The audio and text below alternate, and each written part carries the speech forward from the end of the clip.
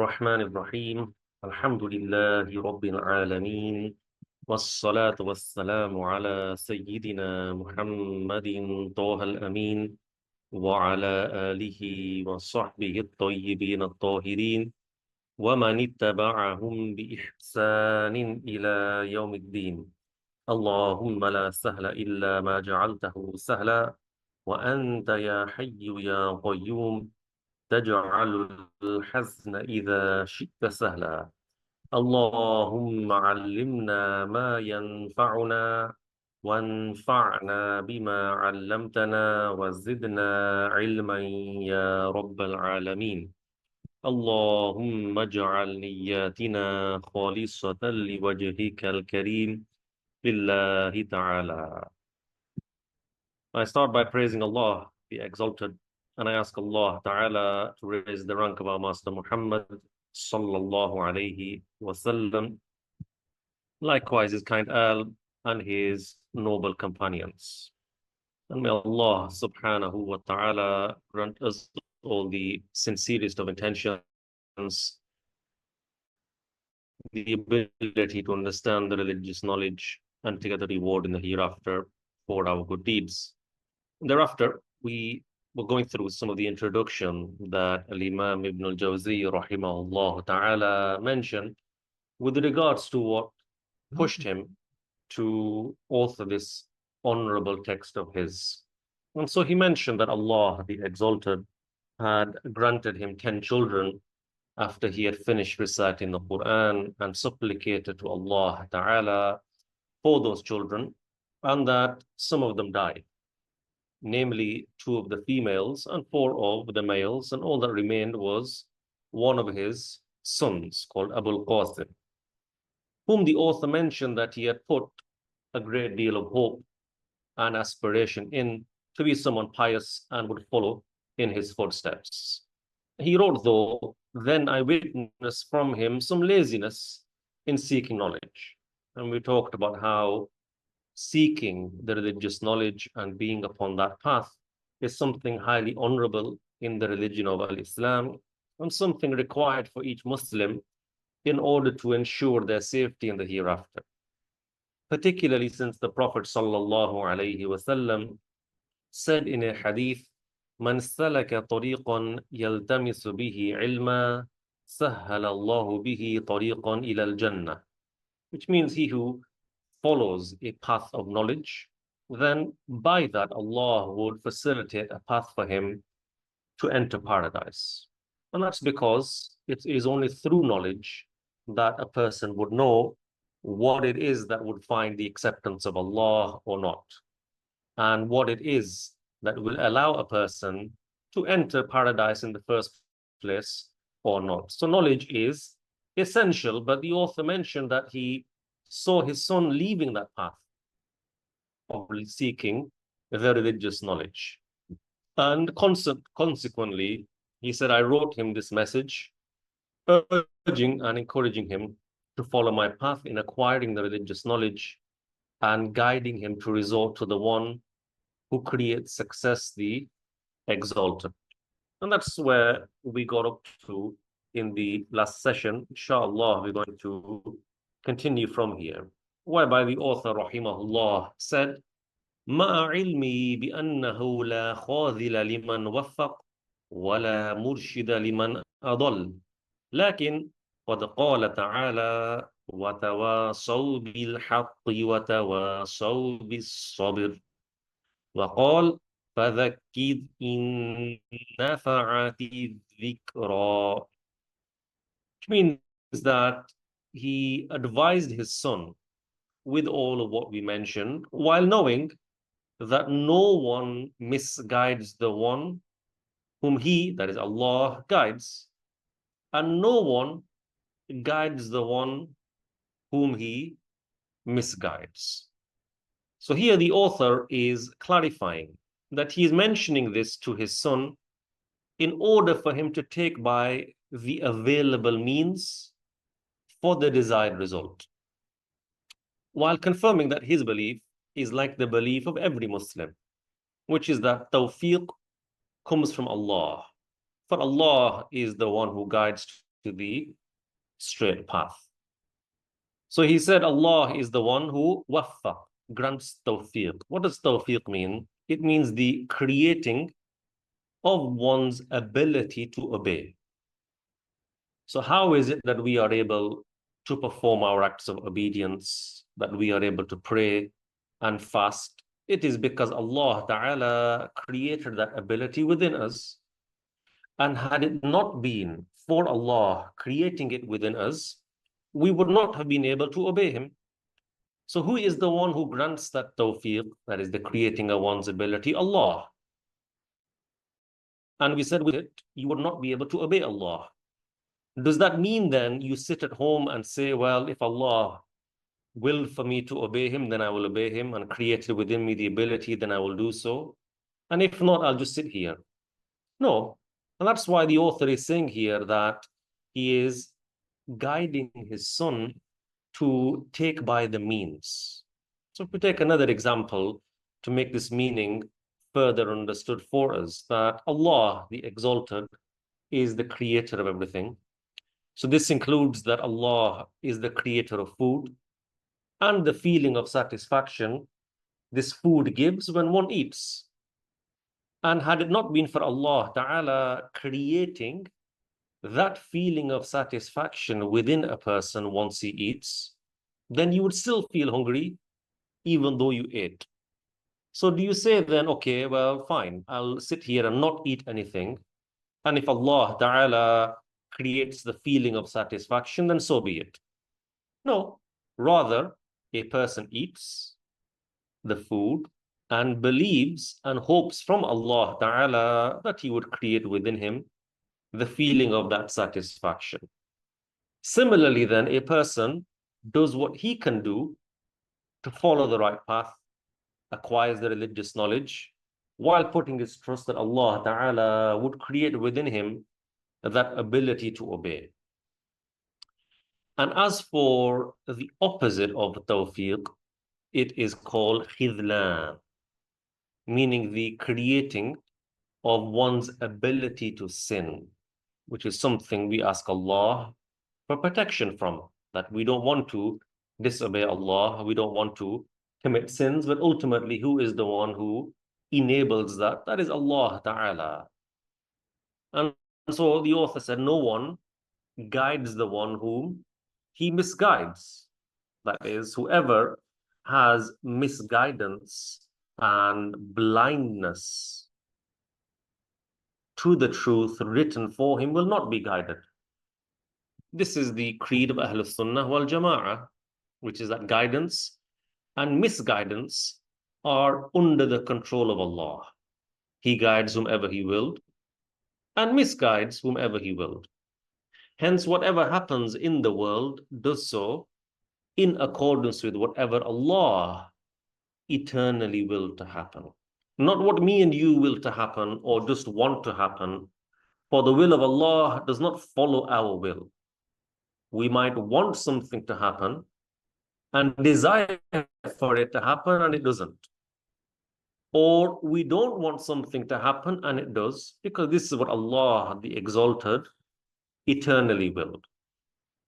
So was it not the case that Prophet Muhammad Sallallahu family members in their entirety to embrace the religion of Islam? The Prophet Sallallahu Alaihi Wasallam called them to Islam, showed them miracles, invited the likes of Abu Lahab and Abu Jahl and Abu Talib, among others, family members and non-family members, to Islam. Yet many of them did not accept. Al-Abbas radiyallahu anhu accepted, Hamza radiyallahu anhu accepted, but Abu Lahab did not. The Prophet sallallahu alaihi wasallam loved for him to embrace Islam, but he did not. Why not? Not because the Prophet sallallahu alaihi wasallam fell short. Not because the Prophet sallallahu alaihi wasallam didn't explain things clearly. Not because the Prophet sallallahu alaihi wasallam did not try hard enough. Rather, because Allah did not will guidance for them, rather willed misguidance. So the author here is saying, I know Allah is the one who guides and Allah is the one who wills misguidance.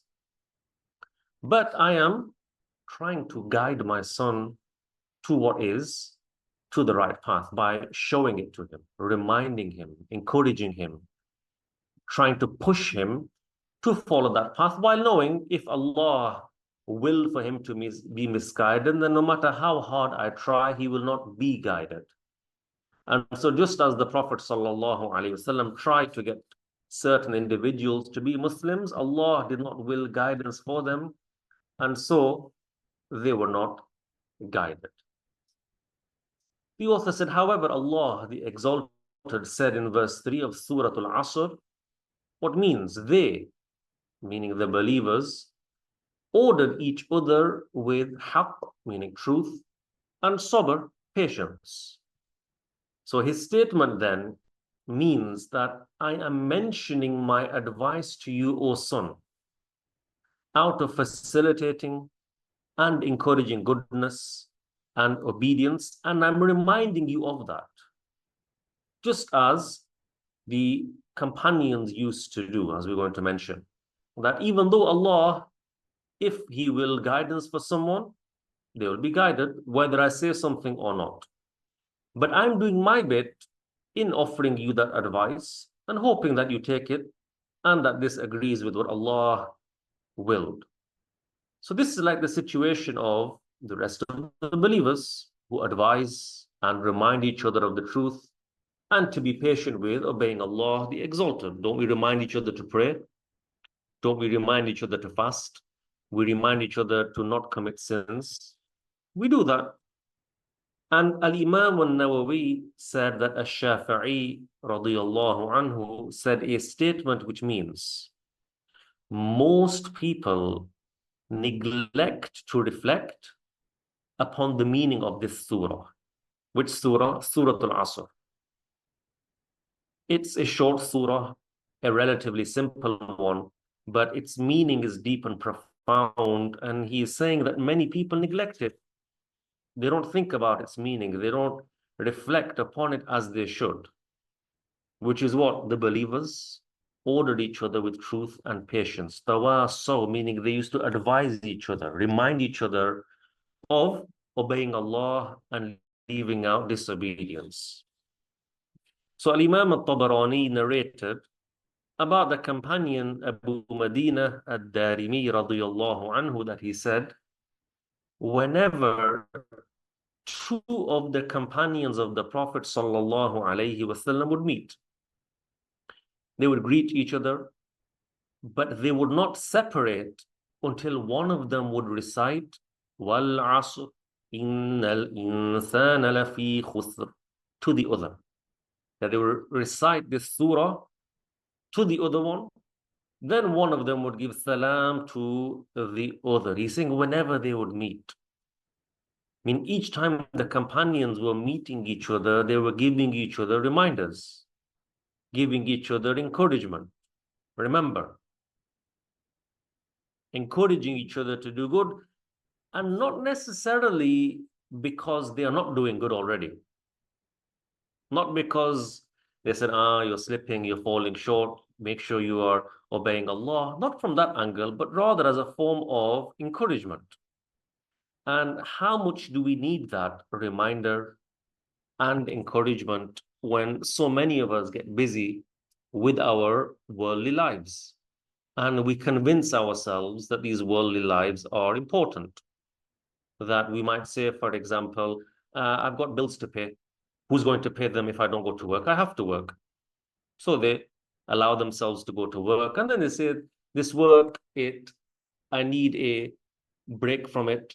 It's tiring. So I'll sit at home, for example, for a while, and I will, sit at home doing nothing, or I'll drink some tea, or I'll watch some TV for a while, or I'll go for a walk. Okay.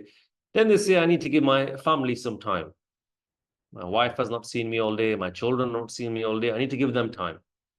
Then they get stressed out from that time with their family, and then they do something non-beneficial, likewise, to get over perhaps the stress that they're feeling from their day at work and from their family and the stress of paying bills and the like, and deadlines that they might have.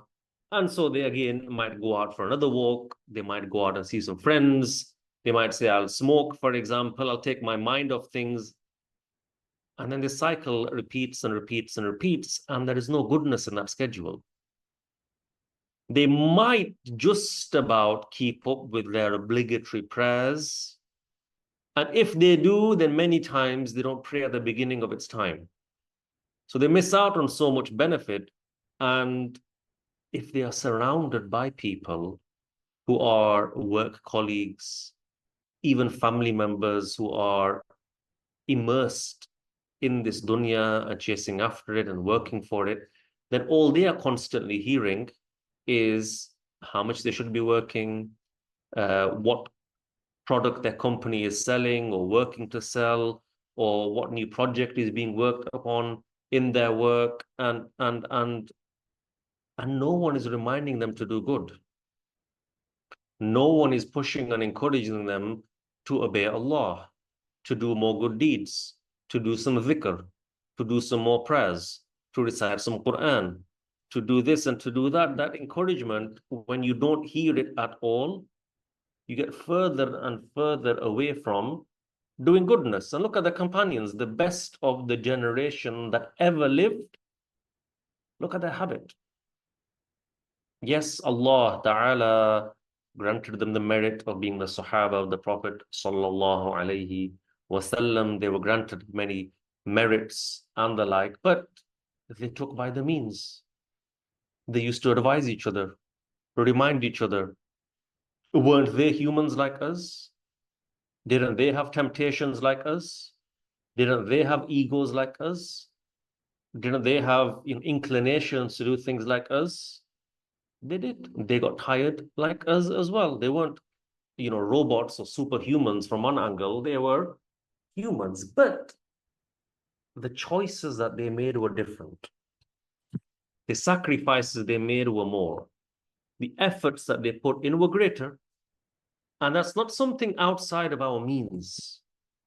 That one of our sheikhs was mentioning recently, that why is it that we are constantly advised to follow the example of Prophet Muhammad sallallahu alaihi wasallam, and we are not, for example, encouraged to follow how Jibreel alayhi salam was or Mikael alayhi salam was, because they are angels.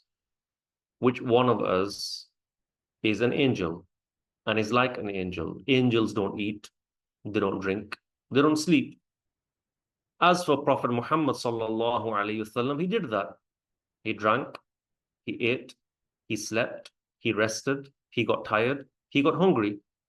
And yet, despite that, the Prophet sallallahu alaihi wasallam did all of what he did.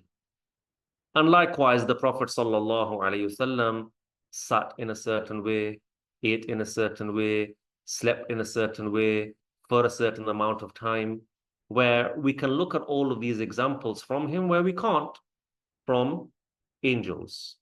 And even though we can't be exactly like the Prophet alayhi salatu wasalam, of course, look at how highly ranked the companions got to. Look at the levels they reached despite not being prophets, but that was through their efforts.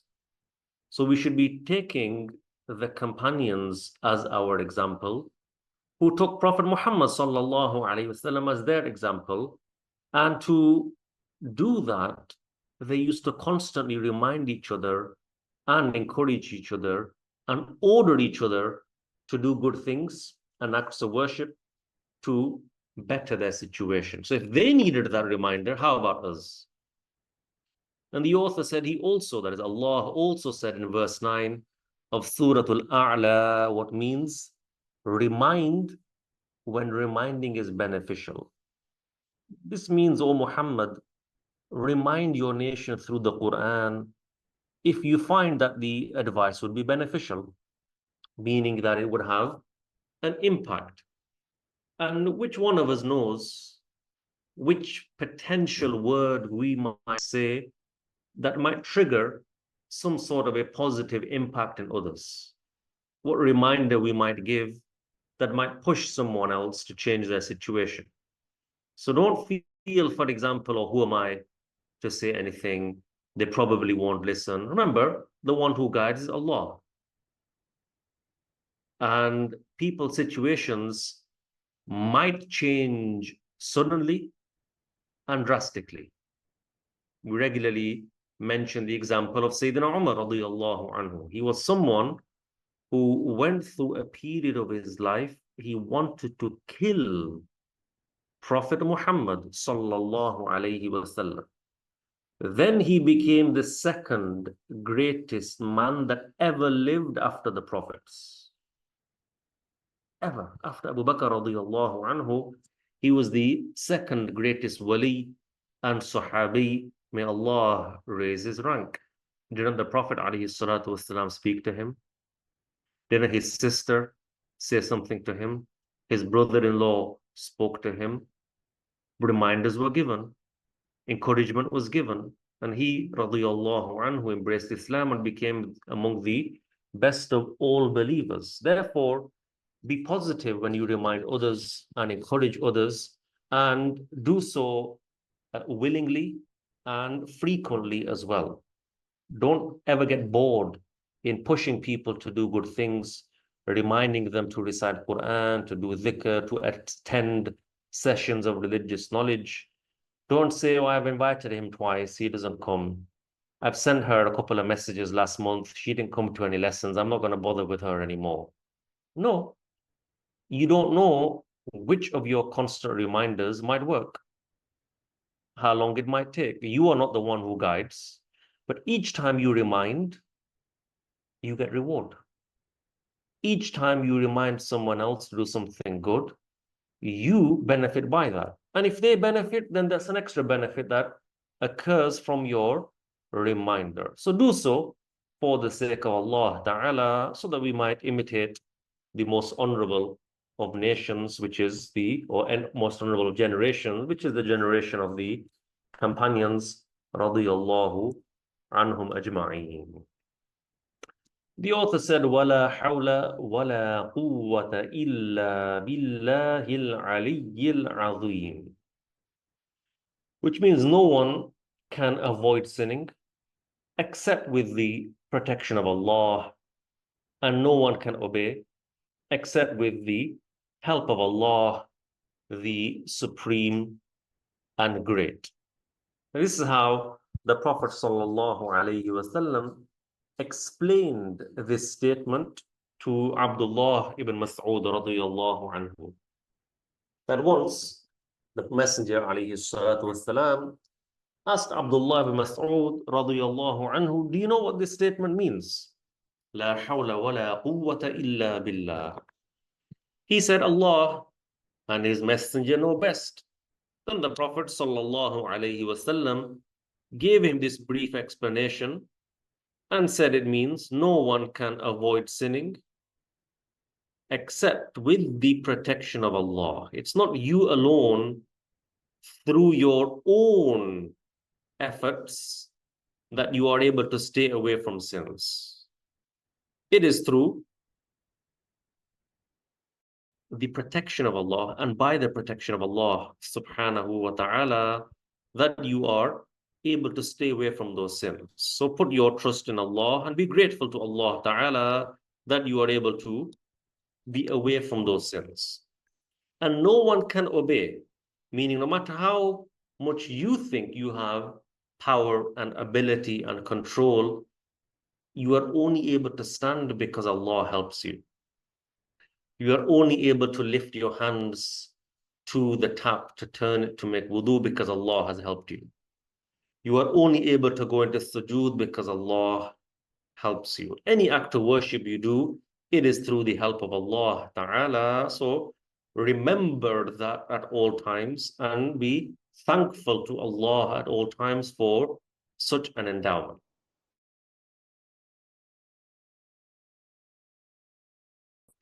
And also has a great merit for he who recites it. So Al-Imam Al-Bayhaqi and others narrated about Abu Dharr Al-Ghifari radiyallahu anhu that he said, my beloved, Who is his beloved? The Prophet sallallahu alaihi wasallam. He said, my beloved advised me with 6 good matters. He said to love the needy and be close to them. Make them close to your heart and love them and have an attachment towards them. Don't feel that you only want to be around the rich and the comfortable and the well-off people. Rather, the poor and needy. That's one. He said to maintain a relation to your ties, meaning your rahim, your family members, even if they turn their back on you. And this is something the Prophet ﷺ said more than once, that don't visit your family members and stay attached to them just because they visit you and want to have a relationship with you. No, even if they don't show an interest, even if they don't ask about you or visit you or turn their back on you, do not turn your back on them. Maintain your relationship with them. He said also to say the truth, even if it is bitter. Meaning, don't say the truth and what is correct just because people like it or hope that everyone is going to get along with it. That sometimes people don't like to hear harsh realities about certain things. It might be about themselves, about what they are doing, about how they're spending their time, if they are committing sins. People, for example, don't like to be corrected many times. They don't like to be called out. They don't like to be told that you are wrong, you are mistaken. But if you do not tell someone they are wrong when they are wrong, then many times they won't know, and they won't stop, and they won't change. So you need to be willing to say the truth, even if it is bitter, and no matter how many people like it or love you for it. Then he said to say the statement, La hawla wa la quwwata illa billah, a lot. Remember, he's saying, my beloved advised me with 6 good matters. And among them, he said, to say the statement, La hawla wa la quwwata illa billah, a lot. For it is among the treasures of paradise. That's what the Prophet sallallahu alaihi wasallam said about this statement. It is among the kunuzul jannah, the treasures of paradise. Something extremely beneficial and rewardable and virtuous. And so the next matter he said, and if you are able to refrain asking people for anything, then do not ask them. Meaning it's a good habit if you are able to be independent of asking people for things wherever possible. And for you to put your reliance upon Allah Ta'ala without having to ask people. If you can do that, that would be best. And if you need to ask, you ask. It's not something sinful or prohibited. But the Prophet ﷺ is directing the Muslims to put their reliance upon Allah and to ask Allah directly. We mentioned in the past that Allah Ta'ala encourages us to ask Him for everything and anything, and to exaggerate in that request and ask for more than what a person thinks they might even get. Because whatever Allah gives you, this does not diminish the dominion of Allah or what Allah owns. And every time you ask Allah, you get reward.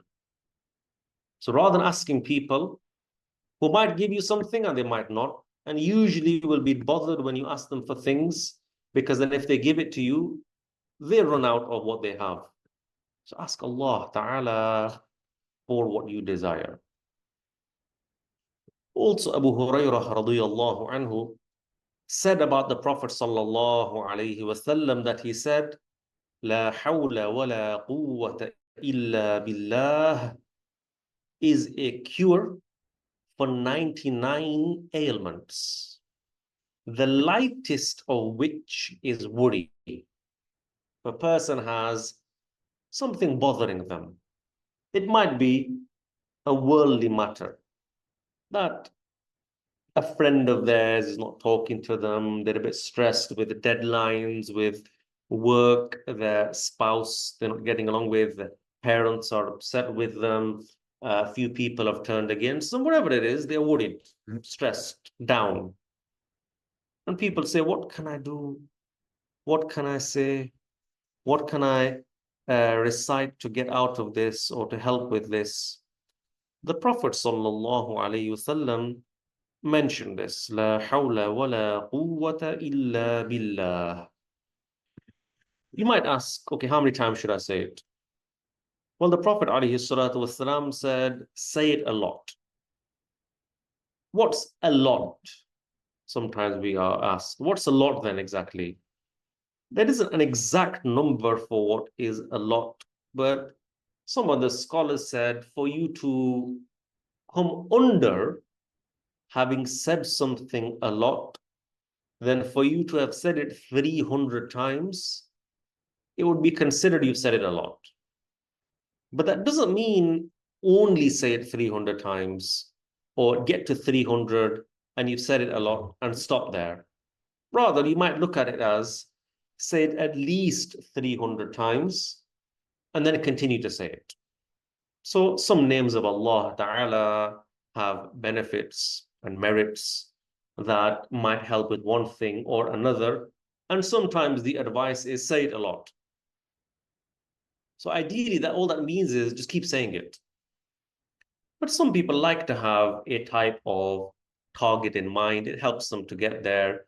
They might have a dhikr counter on their finger that, kind of encourages them and incentivizes them to continue, or I'm at 100 now, I've got 220, I'm trying to get to 300. Let me keep going, to at least get to 300, let's say. And then you continue on as much as you can throughout the day. And so this is something good for one to recite, and I can personally attest to it that it works. Somebody is feeling down and they make it their habit to recite this regularly. It does work. It does help, subhanAllah, by the mercy and the will of Allah. So do that. And anyway, even if you weren't necessarily feeling down, it's rewardable, it's beneficial, so say it. And if one ponders and implements the meaning of this statement. So when the Prophet ﷺ taught Abdullah ibn Mas'ud radiyallahu anhu about what this statement means, this shows the encouragement of a person knowing what they are saying, to think about the meanings that are recited, whether it's the meaning of the name of Allah that they are saying, or a dhikr that they are doing, or a dua that they are making. Pondering and implementing helps. So if one ponders and implements the meaning of this statement, it would result in one putting their complete submission and reliance upon Allah in all situations. And this person would get to a point where they would truly know that nothing happens except what Allah willed. Believing in that truly from your heart enables one's worry and grief to go away. So when you're reciting it, think about what you're saying. No one can obey except with the help of Allah. No one can stay away from sins unless Allah protects them. And so if you are not committing sins, this is by the grace of Allah. Allah protected you. If you're able to recite a lot of Quran, do a lot of dhikr, attend or give sessions of religious knowledge, know that Allah is helping you.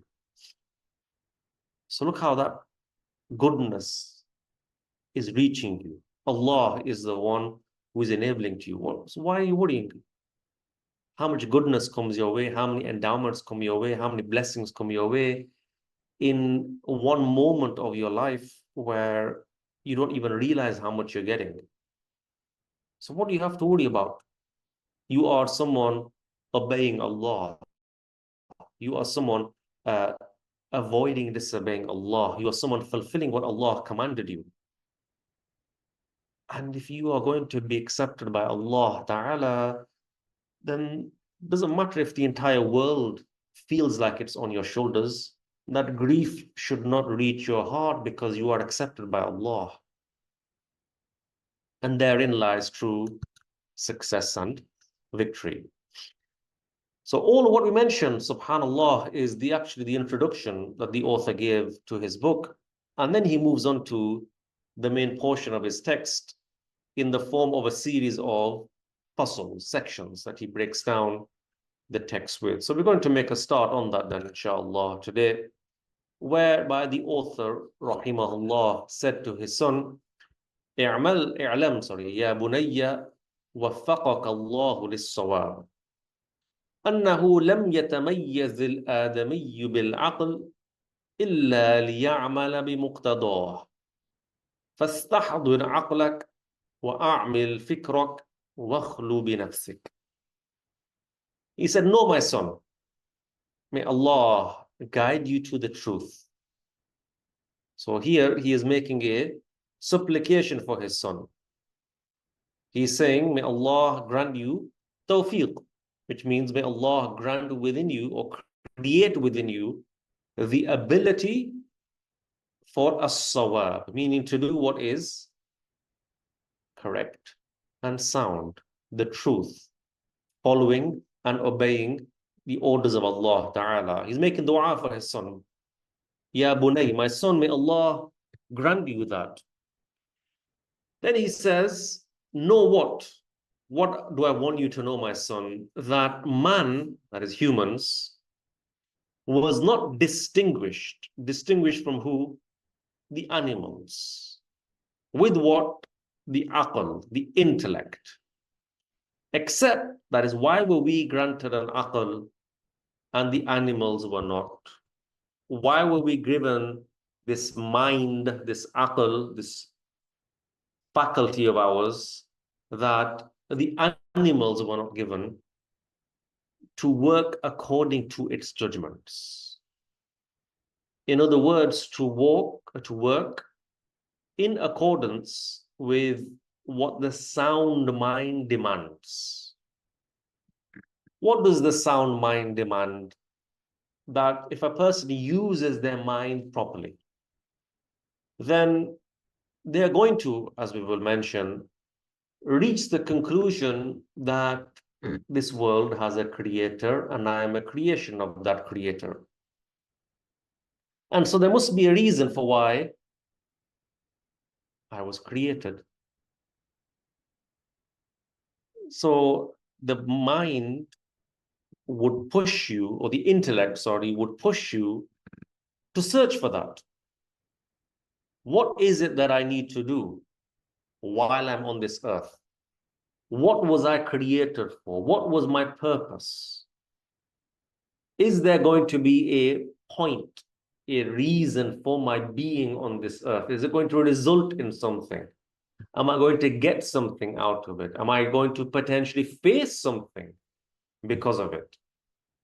And then searching for that safety in the hereafter and staying away from punishment. This is what the sound mind will help you to do. The sound mind will facilitate for you to protect yourself from punishment on the day of judgment. It's that thing that Allah Ta'ala gave you to search or to use to search the path that will take you to safety in the hereafter. And if you are not following that path, it's because you did not use your mind to allow you to search for that path. And what do we mean by the aql exactly? What does the mind or the intellect, the aql, actually mean? It is the strength within a person by which they differentiate between good and bad. Isn't it not the case that while a child is young, their aql has not developed enough that they can differentiate between good and bad? between beneficial and harmful. That's why you are constantly looking after your baby. Even as they are growing and they are 1 year old and 2 year old, once they start moving around, you constantly got your eye on them because they can't decide for themselves yet and work out for themselves yet that walking into the road can be harmful. Touching a burning iron can be harmful. Walking too close to the edge of something can be harmful. Putting their hand near a blade can be harmful. They don't know that yet because their aql has not yet developed. So this aql of yours helps you to differentiate between good and bad, beneficial and harmful. And where is this aql of yours? Its place is in the heart. The place of it is in the heart. For Allah Ta'ala revealed, فَتَكُونَ لَهُمْ قُلُوبٌ يَعْقِلُونَ بِهَا. This means they, meaning the people, have hearts by which they use their minds, their aql. So we don't follow what Western science tells us that the mind, the aql is in the brain. The brain is an organ, yes. But as Muslims, we believe that Allah Ta'ala created our aql in our hearts and not the brain. And this is what Allah Ta'ala informs in the Quran. We follow the Quran. So he said, prepare your mind, use your reflection, and seclude yourself. Prepare your mind, meaning you've been granted this aql. So use it. Why let it go to waste? Don't we say about some people that they are acting like animals? Or sometimes you might say about them, you're not acting any different to an animal. Meaning you're acting in a way that the sound mind is not being used properly. You're not helping yourself to do good things. You're not allowing yourself to stay away from harm. Meaning you're not using your mind. You're doing crazy things. Allowing yourself to disobey Allah, allowing yourself to miss prayers and to commit sins and to go towards hellfire. What sane person actively allows themselves to go to hellfire? They know the right path. They know Allah created them. They know paradise exists. They know hellfire exists. Yet still they are following a path to hellfire. It means they're not using their mind properly. So prepare your mind, mean gather the thoughts of your mind so that you may reach what is correct. Use your reflection. It's something that not enough people do. Just taking the time to reflect about things. Our Master Ibrahim alayhi salam, certain scriptures were revealed to him.